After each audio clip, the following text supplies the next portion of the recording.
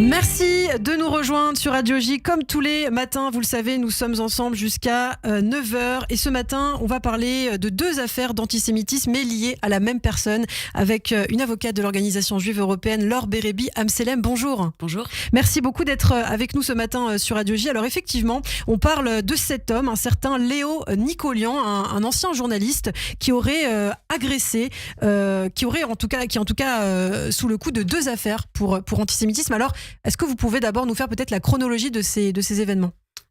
Oui, alors on est le 6 février 2024. Une personne qui a l'apparence d'un juif rabbin, chapeau, d'un certain âge, avec des tzitzit, et dans le bus numéro 60. Et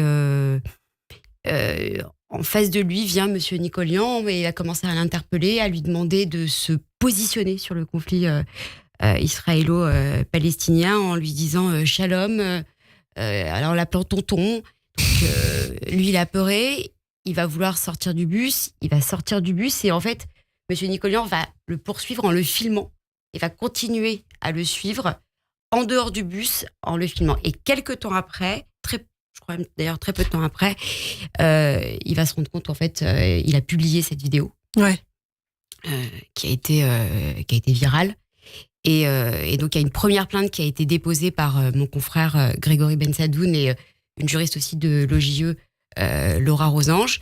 Et quelques temps après, deuxième affaire, on est le 19 juin 2024, toujours le bus 60. Monsieur Nicolian est dans ce bus et il voit un petit garçon de 13 ans. Alors, j'insiste parce que... On a quand même il y a un step, Exactement, il y a un step. Garçon de 13 ans, il sort de l'école, c'est un collégien, quoi. Un collégien, il est 17h, il a une kippa sur la tête et en fait, Monsieur Nicolian va l'interpeller en lui disant tu n'as pas honte d'avoir une kippa, faites-le sortir. Et à ce moment-là, le petit, évidemment, est choqué.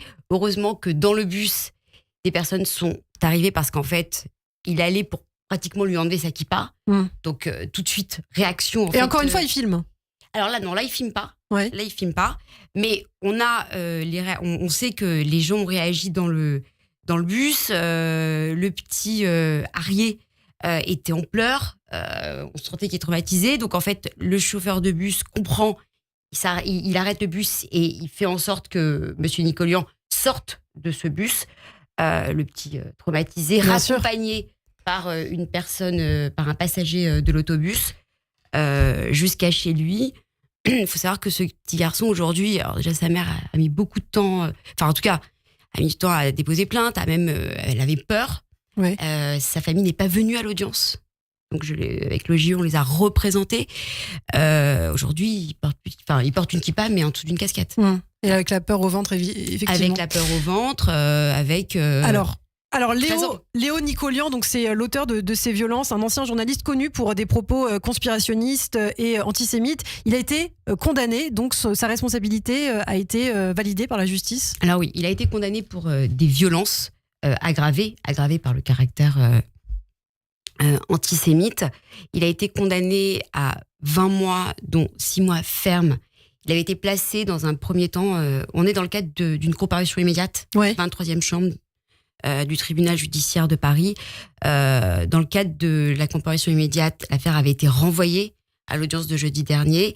Grégory Bensadoun, qui plaidait ce dossier, était présent et donc a demandé le placement en détention provisoire, ce qui a été accepté, entendu par les magistrats. Donc il est en prison actuellement.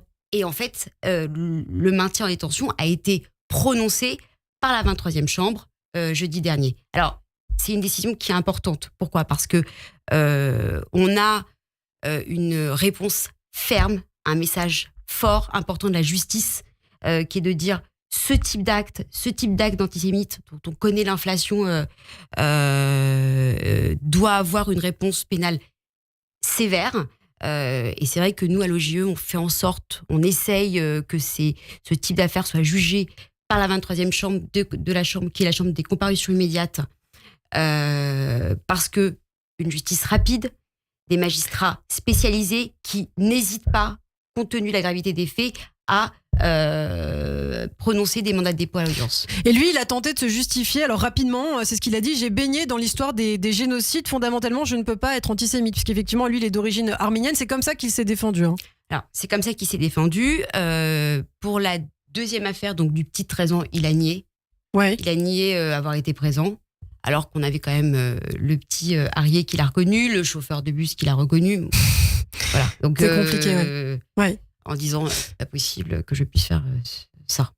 Eh bien, merci beaucoup. Merci Laure Bérébi, Amselem, d'avoir été avec nous ce matin sur Radio J pour un point de cette affaire. Léo Nicolian, c'est pas la première fois qu'il fait parler de lui. Effectivement, soutien notamment de la Russie, selon le site Conspiracy Watch de Rudy Reichstadt. On aura l'occasion peut-être d'en reparler. Merci en tout cas d'avoir été avec nous et je vous dis à très bientôt. Merci à vous. Merci. Radio J.